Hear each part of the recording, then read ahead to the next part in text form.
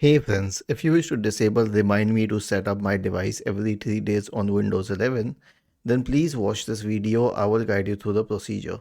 So right click on the start button and select settings from the menu. Now go to the system tab on the list on the left hand side.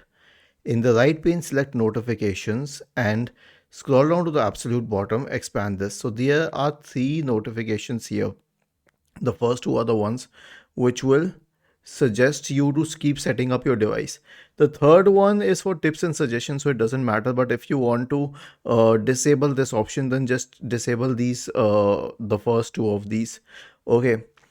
And even if you keep the first one, okay, it may still not bug you as much, but the second one will cause a lot of problems. So definitely disable the second one, if possible the first one too. Was this helpful?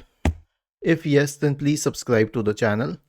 If not, then let us know in the comment section of the video on how we could help you further. Thank you for watching this video and have a nice day.